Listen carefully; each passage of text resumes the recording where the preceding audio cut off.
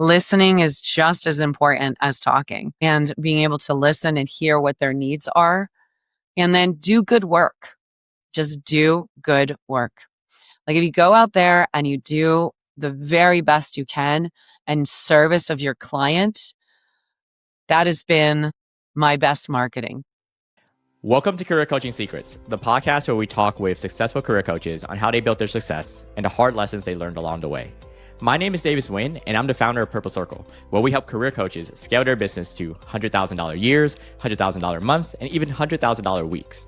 Before Purple Circle, I've grown several 7- and 8-figure career coaching businesses myself, and have been a consultant at 2 career coaching businesses that are doing over $100 million each. Whether you're an established coach or building your practice for the first time, you'll discover the secrets to elevating your coaching business.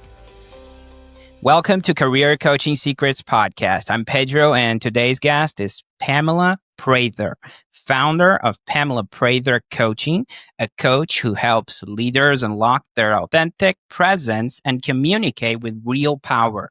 Drawing on the techniques used in top actor training programs, she's guided executives at firms like Silver Lake, TA Associates, Netflix, and Spotify to strengthen their voice, sharpen their delivery, and step into higher stakes moments with confidence. So, with faculty experience at Yale School of Drama and NYU, and a former president of the Voice and Speech Trainers Association, she brings a rare blend of academic depth and practical coaching insight.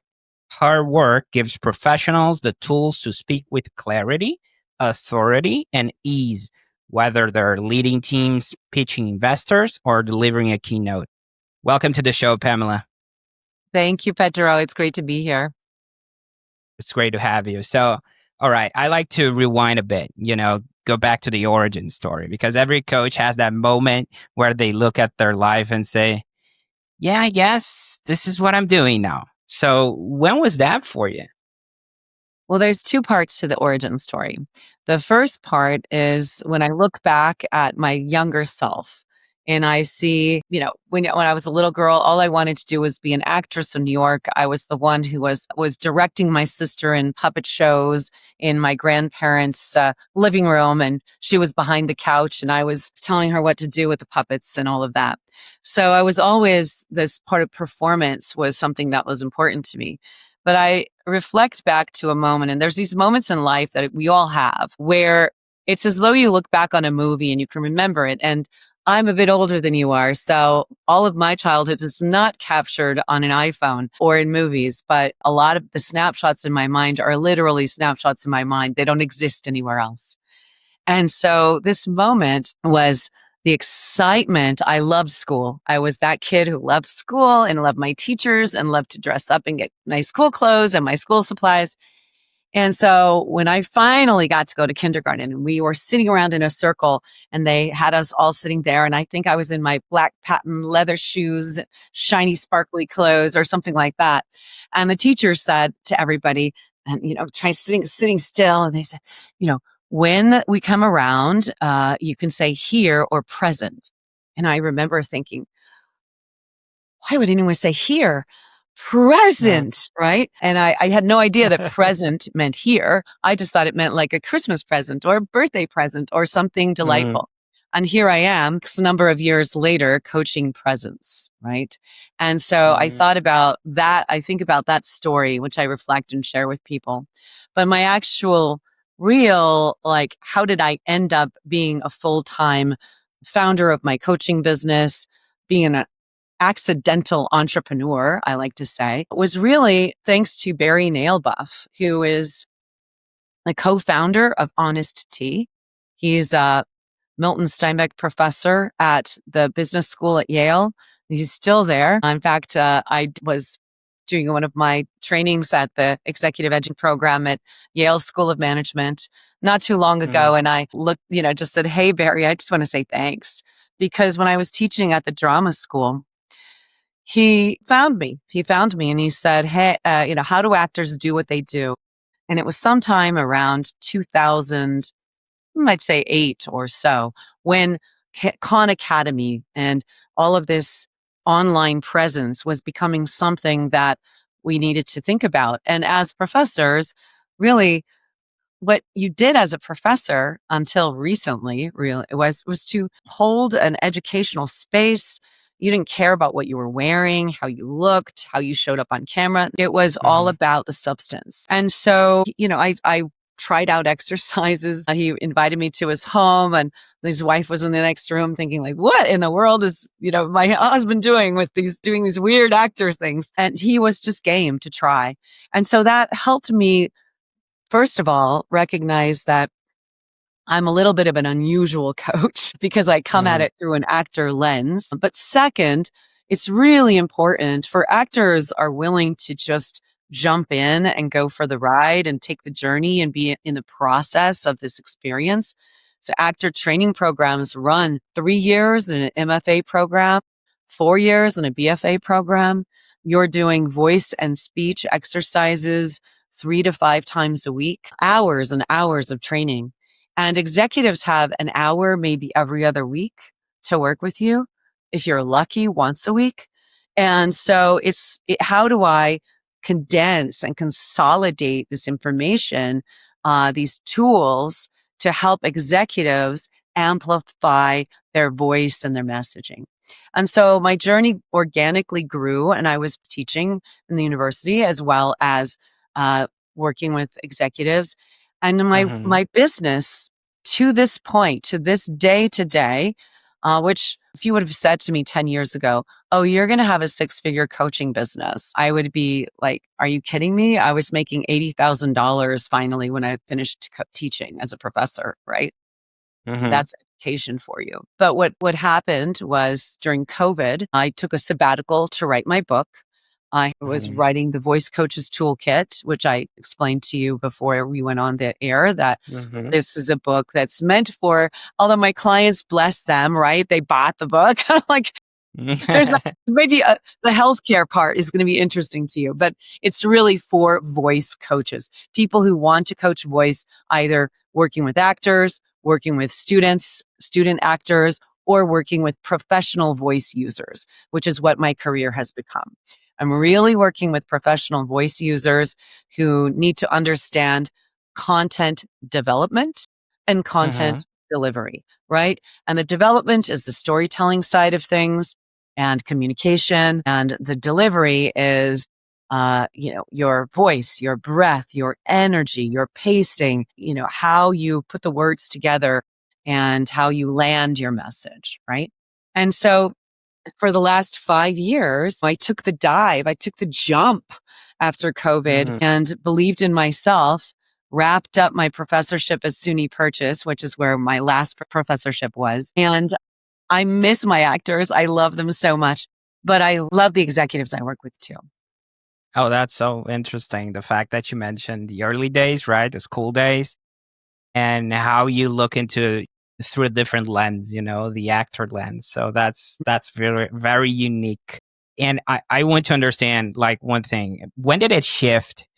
And I know COVID was kind of pushed you into this or triggered that experience, but when did it shift from I'm helping people, to I'm building a real business around this? Yeah, I would say during COVID, I was not working as a professor at that point. I was writing, but I was also completely free from any teaching obligation. And my business was again word of mouth, but all of a sudden everybody's online and my business doubled. And so when it went from being supplementary helpful as a single mom, I needed the income and I was grateful for it. And I really liked my clients, to actually being like, wow, I'm making more as a coach than I am as a professor. And then I would have freedom and I actually could be more of an actor. What I Mm-hmm. mean by that is that I would be able to write a performance, if you will, write a play, which is like, for example, one of my, I call them play shops, but there's a power and presence play shop, and it has a whole arc and a story, and my deck is my scene partner, and then I'm providing some kind of connection for some desired outcome for my audience. What are their key challenges and their problems? And then here are tools and tips and tricks. So I realized that I could it would be fulfilling as a Mm-hmm. creative to do this full time. Then the learning Mm. started because I'm like, what's an S corp, right? Mhm. So I had to learn how to run a business, and I'm still learning. I have a Mhm. business coach. I just, I went from being a one woman show where I did Mhm. everything to before COVID, I had hired a bookkeeper. So I'd Mhm. gotten to that next level, and I was still a sole proprietor.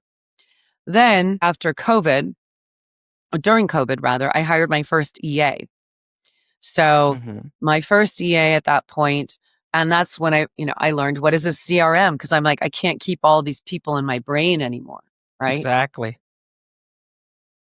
And my business is very high touch, white glove, right? It's Mm. extremely important that my clients feel like they're the star of the show and we're treating them like an Academy Award winning actor, that kind of vibe. Mm.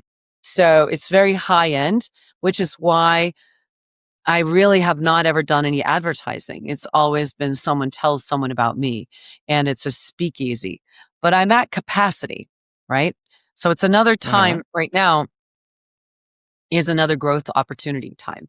This year I had a really audacious goal for myself and I hit it when I moved from it being kind of a side hustle to an actual business. That was really right after COVID.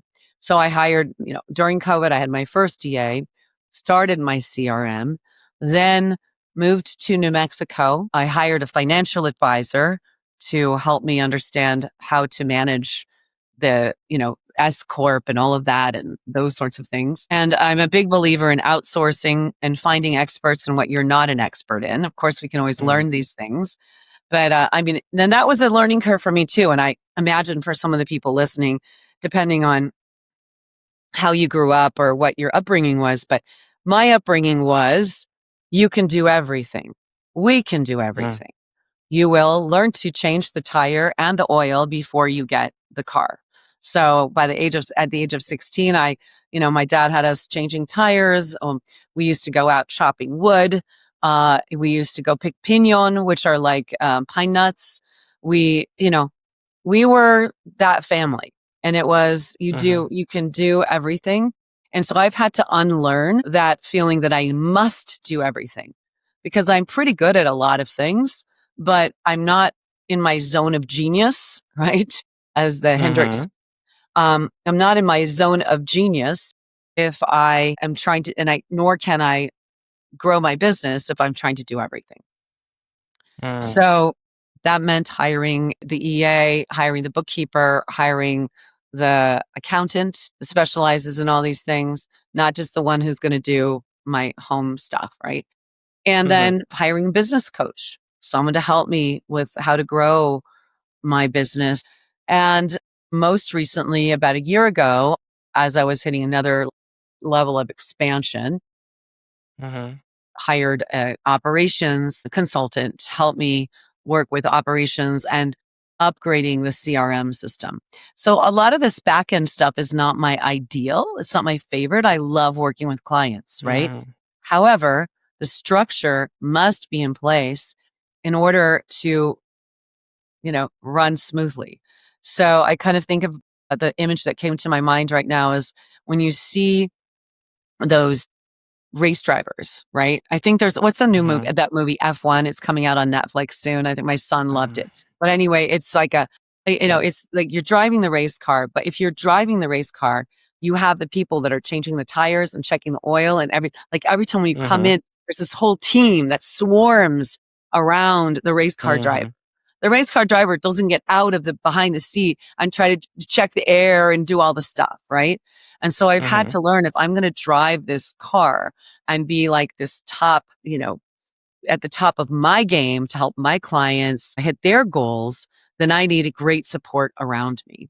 And so I started then over the last 5 years and a little bit before I was starting to bring in one of my colleagues because I thought this is going to be bigger, especially if I'm professoring and doing this, it's growing out of my ability to manage it myself.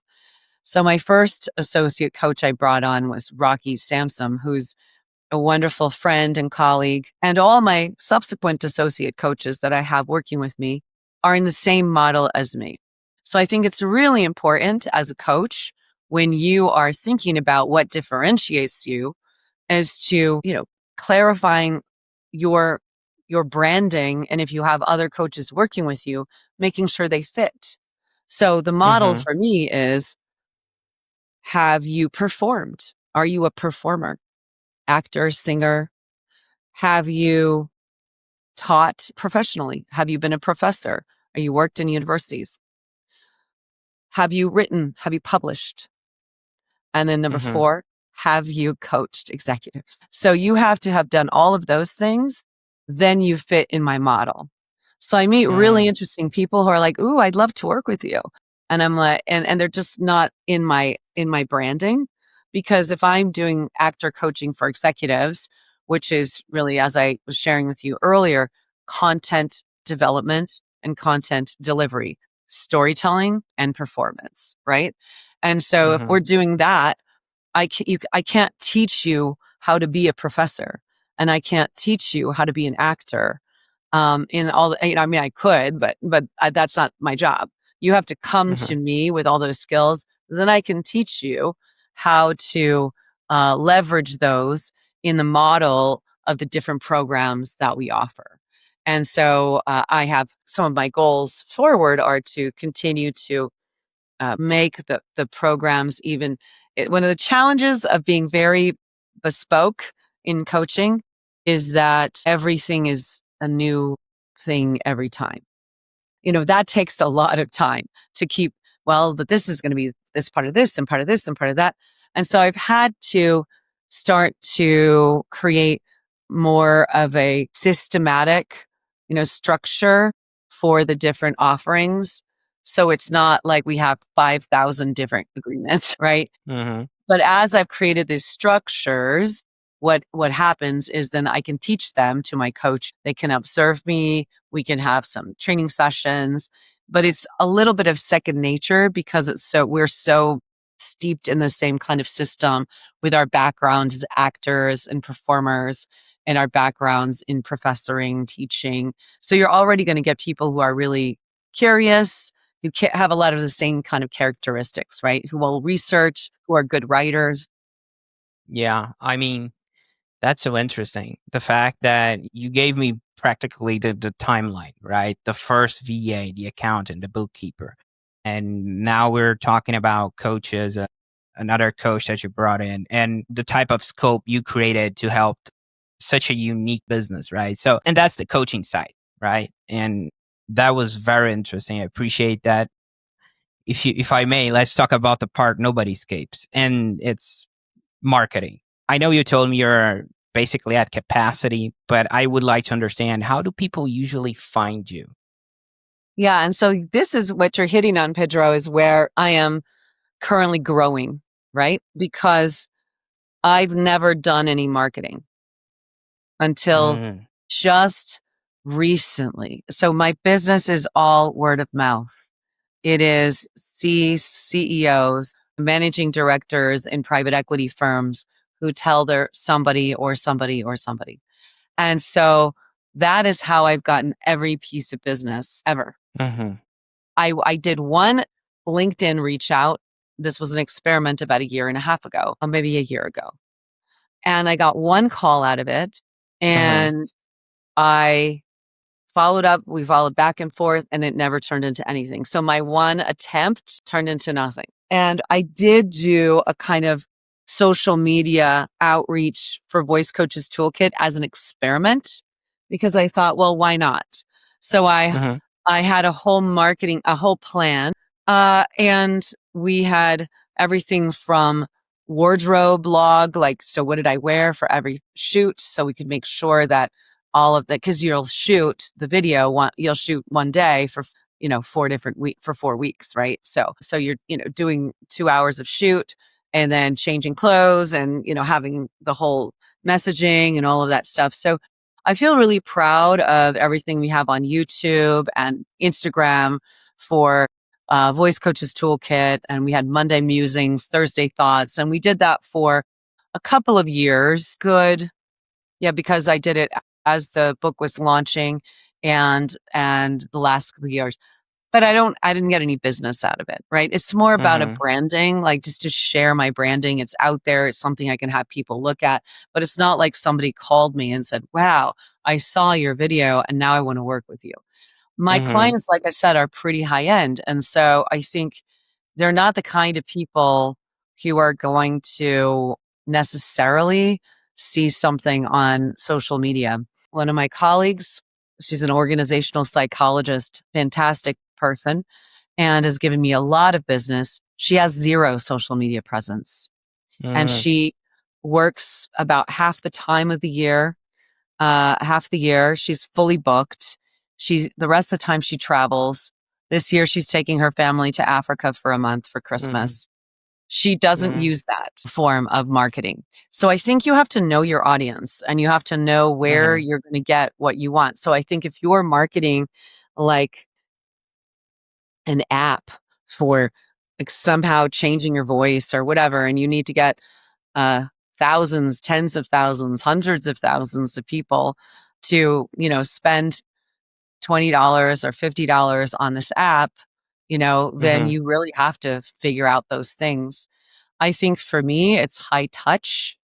Uh, and I wouldn't Mm-hmm. even call it marketing as much as connecting consciously. And so if you're a high touch coach and your clients are in that world where they're not going to be scrolling on Instagram and even LinkedIn that often, the way to reach them is going to be via an email or Mm-hmm. setting up a catch up coffee chat and just reminding them what you do and finding out what they're up to. Listening is just as important as talking, and being able to listen and hear what their needs are and then do good work. Just do good work.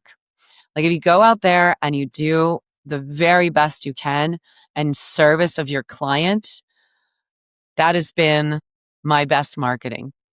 Yeah, I mean, building a coaching business, a six-figure coaching business based solely on word of mouth, I mean, that's not an easy feat. I mean, just Word of mouth and by looking at that, relationships. yeah. I mean, Yeah. I can only imagine the potential. Also, imagine Yeah, I mean, just by that's where word of we are mouth. right now in our work. And I have my next book that I'm working on. So I'm about 70% done with that. That book Mm-hmm. is for the public. The working title is Executive Presence Playbook, actor coaching, skills for the executive stage. And so that is where I'm pulling all of the exercises, all of the things I've done with executives over the last 20 years. We're creating an assessment that you can take within the book, and you can actually have these exercises. There'll be online video components. And so this is going to be the book that could hit all of that could go out there. Mm-hmm. You can't afford to work with me. I feel like it's so important to have these skills. And Mm-hmm. so just like I wanted to publish this book, like the Voice Coaches Toolkit, I wanted this book to be out there because I interviewed over 50 experts, amazing humans in our field, just incredible people. And several of them have passed, but I got to interview them and ask them for their words of wisdom. And so, of Mm-hmm. course, I talk about the field, I talk about what you can do. And there's a fabulous section. The section I recommend for my executives is the vocal healthcare section. I work with Yale Voice Center and Dr. Michael Lerner, and he's a fantastic otolaryngologist. And they have a fabulous center in Greenwich, Connecticut. And we work together they were really helped with this chapter immensely. I interviewed Andrew, the speech language pathologist who works there as well, and they're just an incredible team.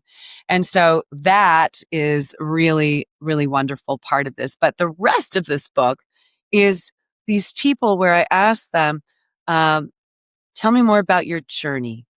What wisdom would you offer to a new coach? Right? It's those Mm-hmm. kinds of questions. It's kind of a little bit like this book, Tribe of Mentors, right? Tim Ferriss's Tribe of Mentors.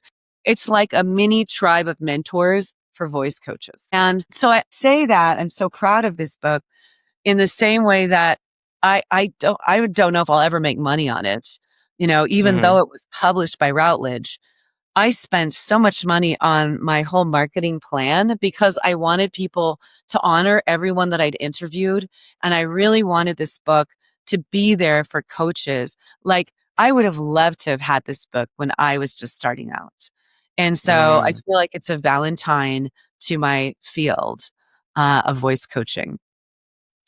And in the same way, I think of when I used to work a lot more with associates. Well, the funny thing or the interesting thing about doing this for 20 some years is I always say, look around the room, because maybe you're a new coach starting out, maybe you're at a conference, or maybe you're, whatever it is, but you're looking at Tony Robbins, or you're looking at whatever, Mm-hmm. you're looking at somebody else. Look at the room around you, because do you think anyone who's at this level, at least if they're in this room with you, do you think they want to stay there? You think they're the only Mm-hmm. one who wants to move forward? So look around and imagine the future. And I used to say this to my actors too, because these actors that I worked with at Yale that are now, I just went last week and I saw on Broadway Liberation, the play Liberation. Mm-hmm. Amazing women. Hadn't seen them in, gosh, well, it'd been a little while since I'd seen them, but it was 16 years since I taught them. It had been 16 years ago. They were kids in school at Yale. Now they're mothers with young children, Broadway actresses, amazing women. You don't know where someone who's sitting in that room with you today is going to be in 16 years. So Mm-hmm. treat each person with respect and curiosity and do good work. And then all of a sudden, you're where I am today, right? Where I have Exactly. these incredible humans in my life that I go, oh my God, I've worked with you for how long? We've known each other for how long? Because, we all grow together, right? And so I think it's really important to not lose track of course, have your dream and your vision. And sometimes people are catapulted. That happens too. But also, I promise you, if you stay focused on something for 10 years, you're going to get better at it and you're going to be Mm. able to, look back and say, wow, what a journey, right? And then, Mm. wow, how much more? How much more? Right. And that brings me to my other question, which is like, it's business. It's a business question, right? So, because you mentioned the clients, and I want to understand what it looks like. So, people find you, okay? They resonate with your work, and eventually they want to know what working with you actually looks like. So, everyone builds their coaching business a bit differently, especially yours. So, when someone actually becomes a client, what does that experience look like right now? Yeah. So there's a couple of different buckets. So let's say you and I have a conversation. Let's say a person, CHRO, introduced me to you and said, you should really meet Pamela. She's worked with our clients, work with our people. And so I get a facilitated cold call, as it were. And so I say, well, it's great to meet you, Pedro. I have worked with so and so for many years, and tell me, what are you looking for? And Hmm. so people are often looking for, sometimes they don't know what they're looking for. So let's pretend that's the case. Don't know what you're looking for. Well, let me just share with you a little bit about what I do. In my coaching business, we have a couple of different areas of ways that we work. So I can work with management teams. So perhaps, let's say, if you were running a private equity company, you might have portfolio companies, and I could work with your management teams to help them prepare for sale, to help them tell their story. And I have a whole way of doing that. I also could work with your associates. We can do a play shop, a group training. Maybe there's some challenges there, and that's what that would look like.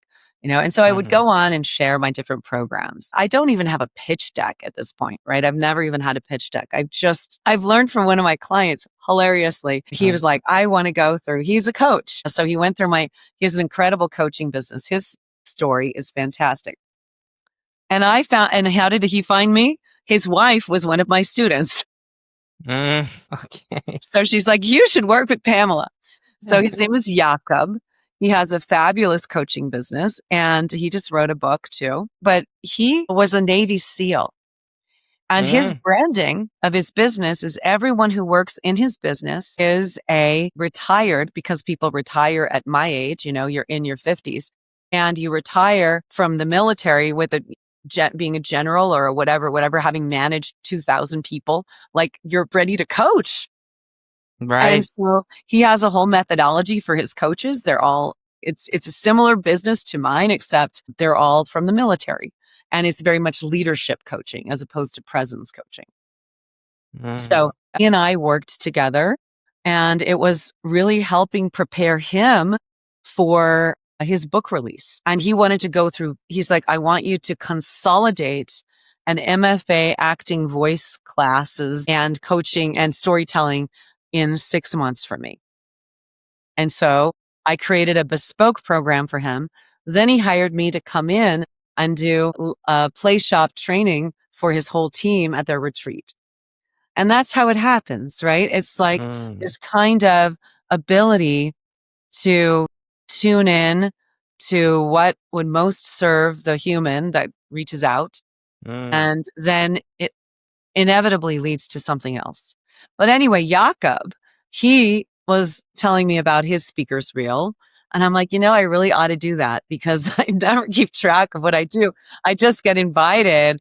And so this year, one of my goals was, so I finally had video taken of the different play shops that I'm doing. And, so I could start expanding a bit more, right? And give mhm. more work to my associate coaches. It's kind of basic, right? I'm an intuitive bookkeeper, an intuitive marketer.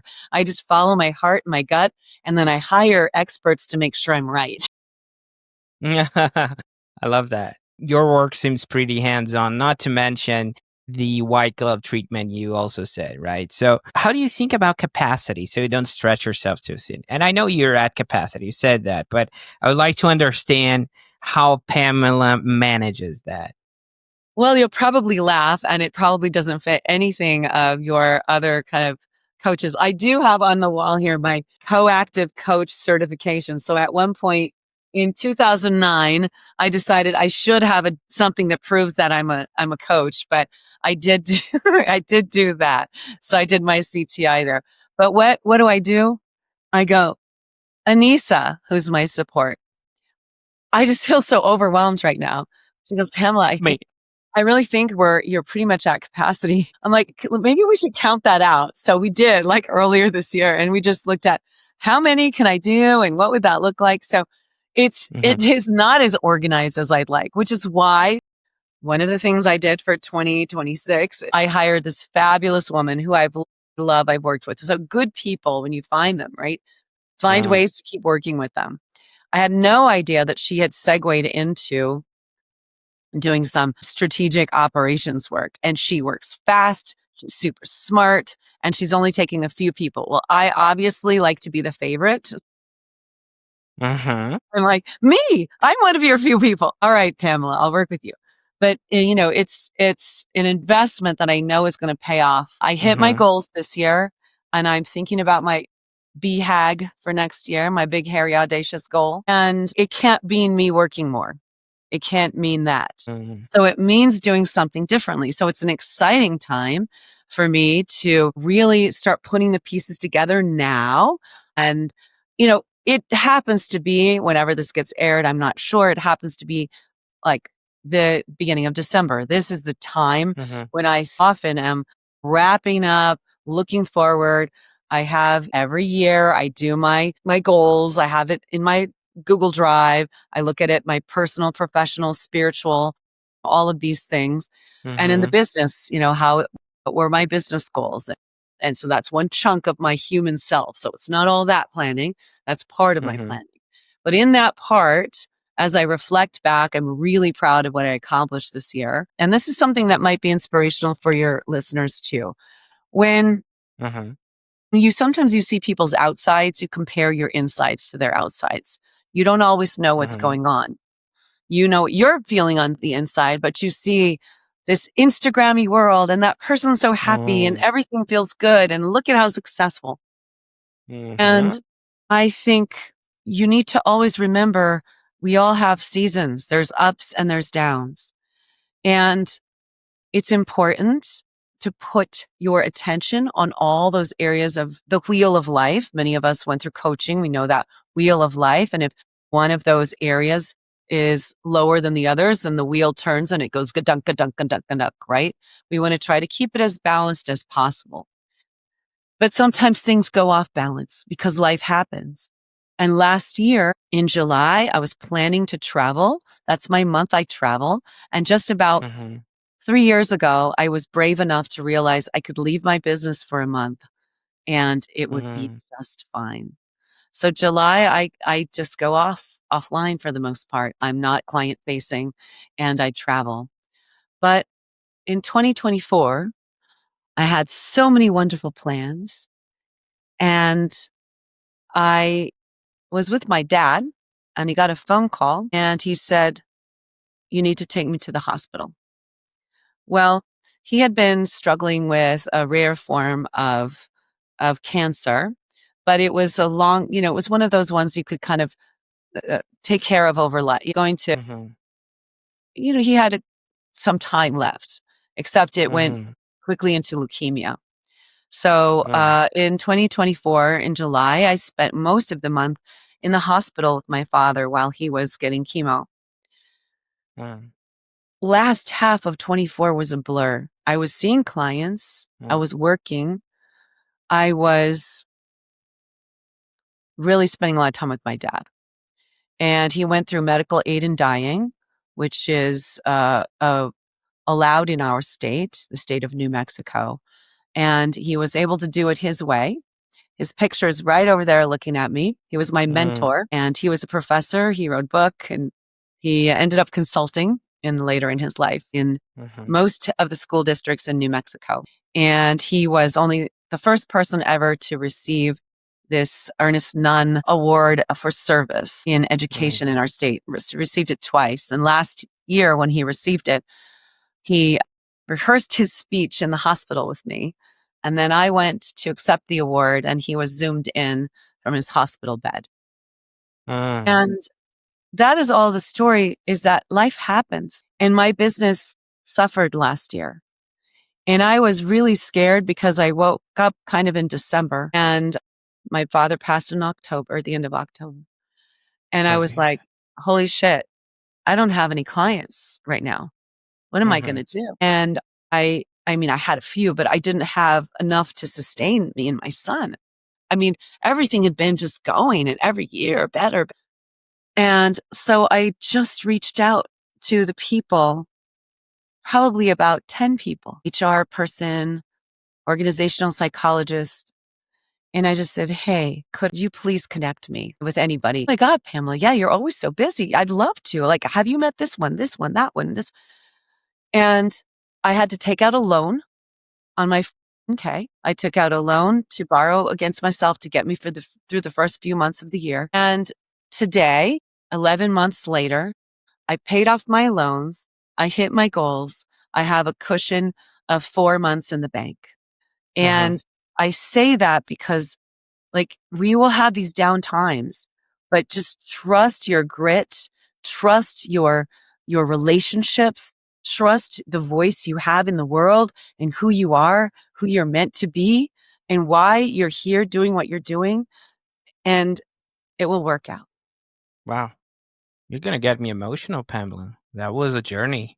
I mean, from following your dad's footsteps, he was a former consultant, and now you're sharing your award with him and his deathbed. I mean, wow, that's impactful. I appreciate you sharing this with me and with the audience. Okay.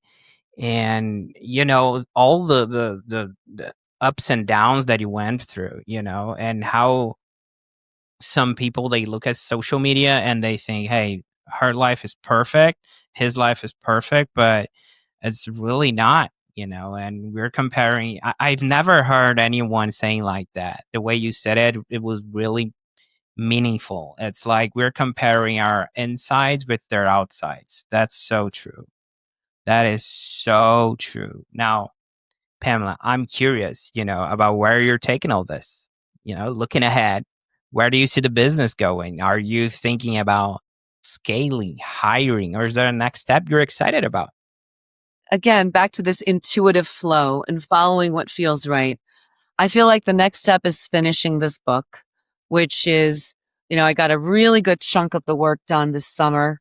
I took a fabulous workshop. I'm going to recommend AJ Harper. Her name is AJ Harper, and she wrote a book called Write a Must Read. She was a ghostwriter, and she is now teaching people, authors, to write prescriptive nonfiction in a really deep, meaningful way. Because more and more people are using AI to write crap.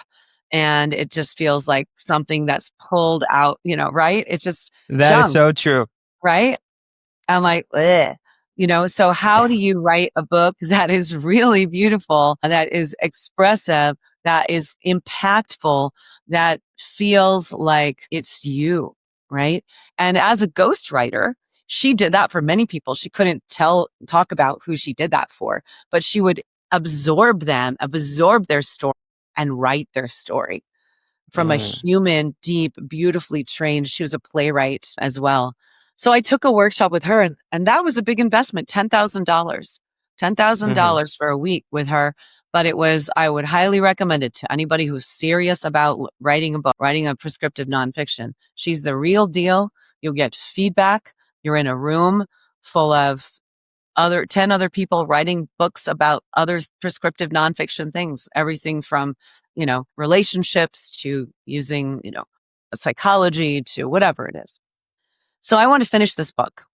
Concurrently, as I'm finishing the book, and I have a big chunk of time in December, I'm planning to do that. I have I created an unkeynote reel. So I had the absolute pleasure of working with an incredible woman who is now a dear friend. Her name is Sheila Lirio Marcello. She was the first Asian American woman to take a company public on the New York Stock Exchange, and Mm, only the seventh woman ever when she did. And she's the founder of care.com. She has a new business out called AI that is really exciting. And this last year, Sheila and I went on the road and started doing unkeynotes. And our unkeynote concept is where she tells her story. And I got to started coaching her 18 years ago, 20 years ago. She tells her story. Then we have a fireside chat, and then I come in and give the audience some exercises, some actual exercises to help you with your voice, with your presence, with your delivery style. And so this unkeynote is a way of really hearing Sheila's story, hearing the story of how we supported each other. And I helped her, but she's just opened so many doors for me as well. She's an incredibly generous, fabulous human who is always giving back in the world. And so there's that. I love to do more of the unkeynote because it's really fun. It feels impactful. mhm, People leave feeling excited.